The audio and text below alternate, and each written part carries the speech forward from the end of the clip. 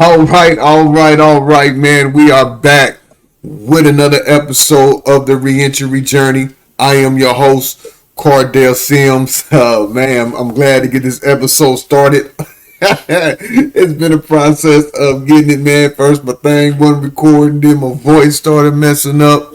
Man, I don't know what's going on, but it's good to be back with another episode of the Reentry Journey. Our guest today started experiencing incarceration as a teenager, and he went from doing that to pursuing a law degree on a full scholarship at the University of Memphis.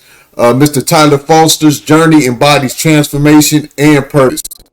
During his 6.5 months behind bars, he became a jailhouse lawyer, helping fellow inmates understand their cases and legal rights. This experience sparked his passion for criminal legal reform.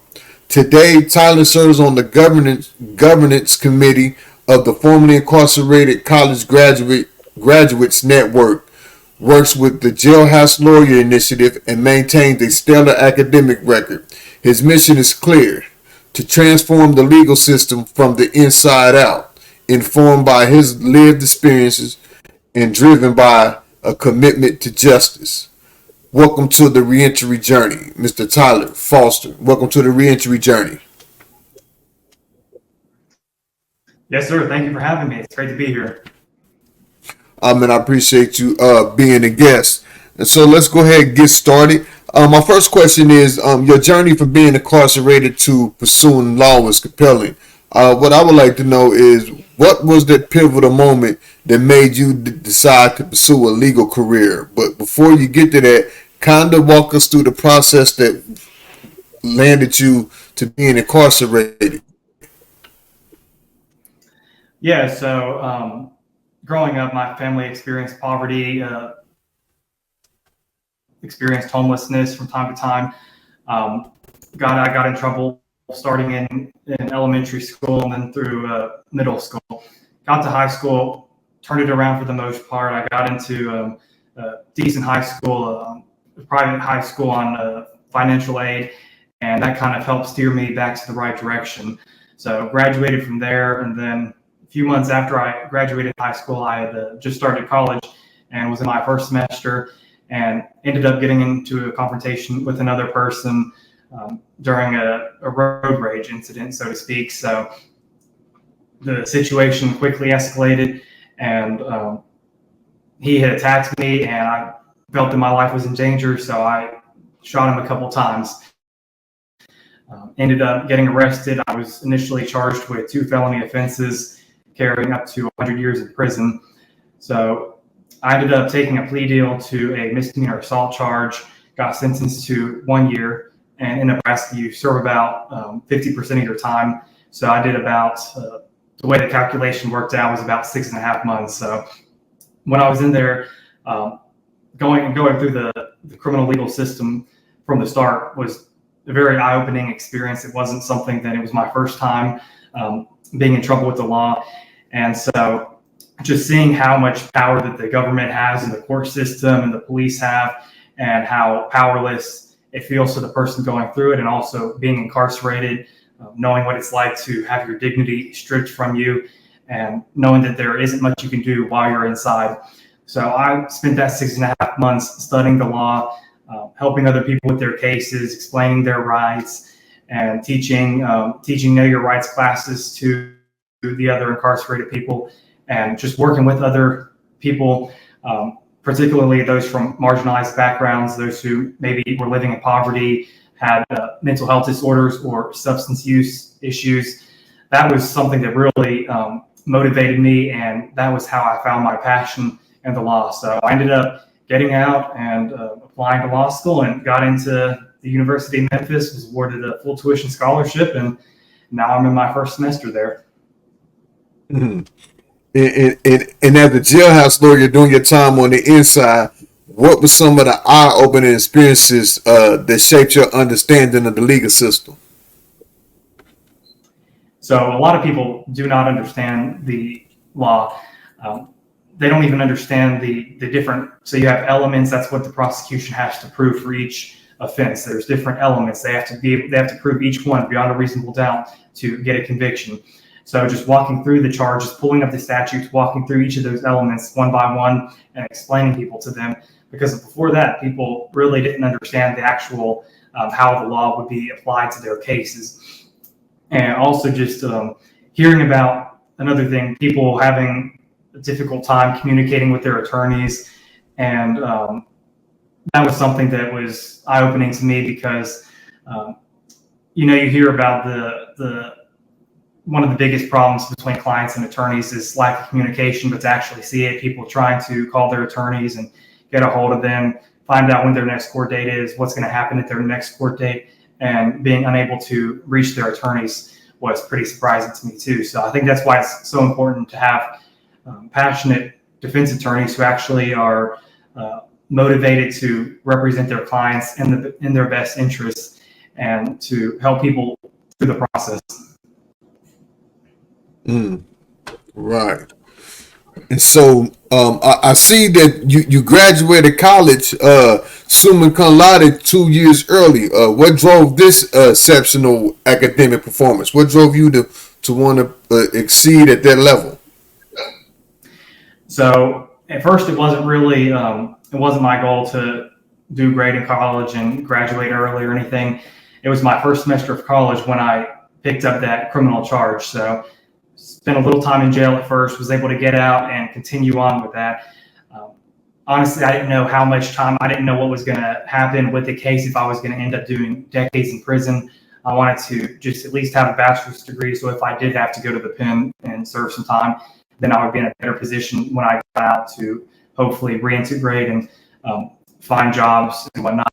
So while the case was pending is whenever I was working towards my bachelor's degree. So I just stacked up as many classes as I could each semester, did summer classes, did internships and externships, and was able to, it was hard work, but I was able to, and I was working 2 to 3 jobs during that time too. So definitely was a lot of work, but I was able to manage my time, and I had a lot of support, a great support system, which is invaluable to anybody, but especially those who are going through the system. So just putting in a couple years of hard work, I was able to graduate a little bit early. That's what it takes, man. To take that hard work and kind of and that dedication. Do you feel like your personal experience with the justice system influenced your approach to the legal reform advocacy? For sure, yeah. So while I was incarcerated, one of the biggest things I saw was the criminalization of poverty and mental health issues, and how inadequate the system is at addressing the root causes. How it's not meant to rehabilitate people, but rather to punish people. And oftentimes when people get out of jail or prison, they're in a worse position than they were to start with. So that was something that was really surprising to me. And it's something that drives my passion for criminal legal reform, because I know that society can do a better job at preventing crime and keeping the community safe. If you look at the Scandinavian countries, the Netherlands, Denmark, Sweden, Switzerland, their prison system stands in stark contrast to our prison system. And there's a lot of research on it, a lot of literature that shows how much better their recidivism rate is over there, how they actually, when people come out of prison over there, they're in a better position to become, contributing members of society. So I think that's one of the big things about the U.S. is that our first inclination and only inclination a lot of times is to throw people in cages and expect that that'll fix the problem, when in reality we know that that just costs taxpayers money and it doesn't prevent crime in the future. Right, most definitely. And with your work with the formerly incarcerated college graduate network, what barriers have you identified as like the most crucial to address? So a lot of states and municipalities are moving to ban the box. So for those of you who are not familiar, a lot of job applications and applications for educational institutes ask, have you ever been convicted of a crime? Have you ever been arrested or for a felony, or some version of that wording? So, and then you have to check yes if you've got a criminal record. And so a lot of people, if they check the yes box, then they get denied that employment opportunity or that education opportunity. So really having a record precludes them from bettering themselves. So one of the things that we do a lot, work a lot on with the FICGN is shifting the narrative, breaking down those barriers, and encouraging employers and educational institutes to look at hiring, look at accepting, admitting people with criminal records, people who have served their time, paid their debt to society. They're more than willing and able to become contributing members of society if they're given that opportunity. So we want to create a network of different organizations, different individuals who are system impacted, and together with that community support, lift everybody up so that everybody can succeed regardless of their background. Okay. And are there like any specific reforms that you believe will have the biggest impact on reducing recidivism and supporting successful reentry? So I would say restrictions on background checks, and make it to where only crimes that are directly relevant to the position can be considered. You look at people now, they get denied job opportunities because they had a misdemeanor marijuana possession 30 years ago. That doesn't make any sense. So just putting more in. Now, whether background checks are necessary at all for employment, I think for at least certain types of jobs, I think is different sides to that issue and strong arguments that maybe background checks are not relevant to somebody who's working at, for example, a hotel or a restaurant. Now, if you're dealing with a daycare, obviously that person's probably going to need a background check. But just I would say, to answer your question, limiting the scope of background checks so that people are not unfairly disqualified from a job that they should otherwise be qualified for. Right. Yeah. And because the worst part of that is when you get hired on the job, like even they don't like might not even have the box on the application or nothing like that, or when you file or nothing like that. But when you get hired on the job, then they do the background check, and you might have worked there for like a week or so, and they come back and say, you didn't pass the background check, we got to let you go. Like, that's one of the worst crushing feelings. That happened to me twice. The last time I got out of prison, two people did that to me when I first started getting into the workforce, and to the point where the next person that called me, I was just like, look, this is what happened to me twice. If this is going to happen, I don't want to waste your time or my time. Cause yeah, and they was like sales position. One was like I was gonna be doing sales position for Southwest at the airport, and then another one was like being a car sales. And I'm like, well, to be honest, just looking at it, like my background is drug sales. So if anything, I got the skills to sell. So you know what I'm saying? Like, so yeah, that is kind of that hurts. So I agree with you on that most definitely. And so how has your perspective on the criminal justice system evolved from being directly impacted by it to now studying law? So I would say, if anything, just going through law school and seeing how inherently corrupt and racist and discriminatory the laws are. Right. Hey, are you still there? Yeah, I'm still here. Okay, you dropped off the screen for some reason. I can't see you No, I anymore. just brought you to the forefront. I just brought you to the Okay, I got forefront you. of it. Yeah.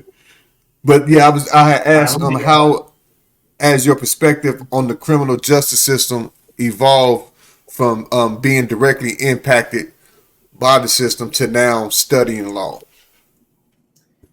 so I would say, now that I've started law school, I've really seen how inherently corrupt and racist and discriminatory a lot of the laws are. Now, as we know, most of the laws in this country were written by Uh huh. the majority of the population. So just seeing how people say the system is broken, the thing is the system's working exactly how it was supposed to, how it was always intended to. This is a country that was built on slavery. It was built on forced labor of different ethnic groups. And really, nothing has changed in the grand scheme of things nowadays.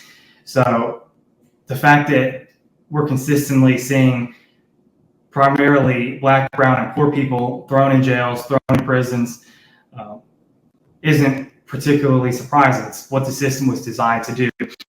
So really seeing that kind of from the inside perspective, both in jail being directly impacted and having that kind of overview, bird's eye view of the situation while learning about the law, has definitely kind of further, I would say, further cemented my initial impression of the legal system. Mhm. Right. And you made a valid point when you said that the system isn't broken; it's designed to do what it's supposed to do. Um, can you go a little bit more in detail on that? Right. So when you look, for example, at criminal laws, um, you look at the low level offenses, jaywalking, loitering, trespassing, disorderly conduct. Those offenses right there make up a large proportion of arrests, and certainly urban areas, but also suburban and rural areas as well. Those laws are typically aimed at Black and brown people. They're the ones who are typically arrested for those offenses. And a lot of times we'll see officers, stop someone for one of those pretextual reasons, or because they fit the description, and then they'll get arrested for something like that, like a jaywalking, for example. So, and then once you get involved in the legal system, it's hard to get out. Once you get a record, you get denied employment and education and housing. And what's somebody do in that situation? Well, they're going to do what they need to do to make ends meet. Sometimes that means that they're going to sell drugs, they're going to steal because they feel they have no other option, or at least limited options. So that's a big thing too. Is I would propose offering, first off, not enforcing those low-level offenses that don't threaten public safety, and also offering more diversion programs so that people don't end up with criminal records unless, absolutely necessary. So, for example, Alvin Bragg, the DA in Manhattan, New York, he recently, I say recently, I guess it's been a couple years at this point, implemented a policy where they expanded the diversion program. The people who were eligible, who previously were not eligible for diversion, became eligible for diversion. And he cited some very good statistics and literature on this issue about how if somebody gets diversion for their first offense instead of ending up with a criminal record, they're substantially less likely to reoffend in the future. So that's a long-winded way to answer your question, but I guess the main thing I would say is that the low-level offenses are disproportionately aimed at Black, brown, and poor people. Right. And it's been that way, really from the beginning, from the transition from the slavery to the incarceration, right? It was them same type of low level laws that was, saying, the black codes that started building back up the legalized slavery. I most definitely understand and agree with that. Another question. Absolutely. And when we look at the 13th Amendment, just real quick, when we look at the 13th Amendment, for example, I mean, it abolishes slavery ostensibly, but it still allows it for people who are incarcerated. And a lot of states allow it in their constitutions. We look at California. Just yesterday, California voters rejected a proposition that would have enshrined the illegality of slavery in the Constitution. Essentially, that means that now people who are incarcerated in California can still be forced to work. Right. Yeah. Yeah. Most definitely. 13th Amendment allow that little loophole right there in the 13th Amendment, from the end of slavery up until now, it has been that play for the incarceration. Um, looking ahead, what's your vision? Like, for continue to create meaningful change in the legal system and in justice reform. So this is something that I'm passionate about and definitely plan to spend my career in. So just in the immediate future, I'm focusing on grades. We've got final exams coming up for fall semester. I've got an internship lined up for next summer with the MacArthur Justice Center. So if you're not familiar with them, they do what's called impact litigation. So they've got offices in Washington, D.C., Chicago, Missouri, Mississippi, and New Orleans, Louisiana, St. Louis, Missouri, Oxford, Mississippi, New Orleans, Louisiana. So they handle cases related to criminal legal reform. So conditions of confinement, police brutality, misconduct, wrongful convictions, prosecutorial abuse of discretion. These are the issues they focus on. So they handle a lot of high-profile cases that can actually change the law, especially on the federal level. So I look forward to working with them, getting to interact with clients and handle those high-profile cases and see if maybe that's something I want to do long-term. Now, there's also always the option. I've got a background in community organizing as well, so that's something I really enjoy too, actually being in the communities, building relationships, and advocating for change on the ground. So I don't know exactly what I'll do at this point, whether it's going to be on the legal side, the community organizing side, maybe even the policy side, but I know it's going to be something in the criminal legal reform field. Right. And so this question I ask every guest that's been on my podcast, I always ask this, usually be my last question. I always say the question to the end, and it is, if you had one word to describe your journey from the things you went through growing up, the homelessness and things of that matter, to fighting your cases, catching the cases, to getting that spark for you while you was on the inside and wanting to get involved in the legal field, until all the way up to what you're doing now. If you had one word to describe this journey, what would that one word be and why? I would say determination. Although it sounds maybe a bit trite, I think that perseverance and determination, resiliency, whatever you want to call it, is essential for especially people who are in the system. It's easy to lose hope. It's easy when you wake up every day in an 8 by 8 foot cell to not be optimistic about the future, not think that anything is ever going to change. So I think that just having that determination to know that you have to do what you got to do to get through it and get out, and then go on to, help yourself, help your community the best that you can. And that's going to look different for different people. But I think that as long as you, get out and you've got the right goals, you aspire to do better, then that can really go a long way. Right. So Tyler, I'd like to say thank you for being a guest on the Reentry Journey podcast, sharing your story and your journey. If people want to connect with you, how can they connect with you and reach out to you? Absolutely. I'm on LinkedIn all the time, just Tyler Foster, Memphis, Tennessee. So feel free to hit me up that way. And then also my email address is tyler@tyler-foster.com. So feel free to send me an email as well. All right.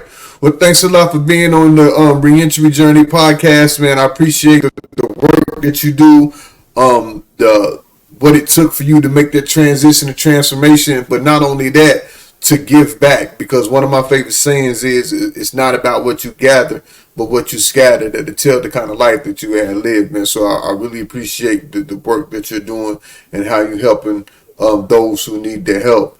For those guys on the inside that's going to be tuning in, watching this podcast, listening, you know what I always say: don't let the limitations of your background reduce the height of your potential. Outgrow what you were born into.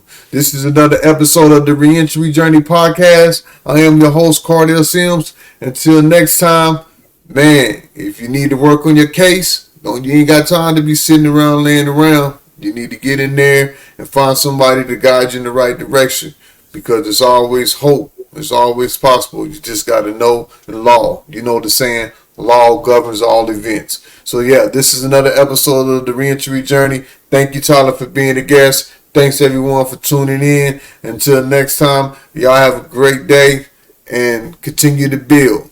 We're out.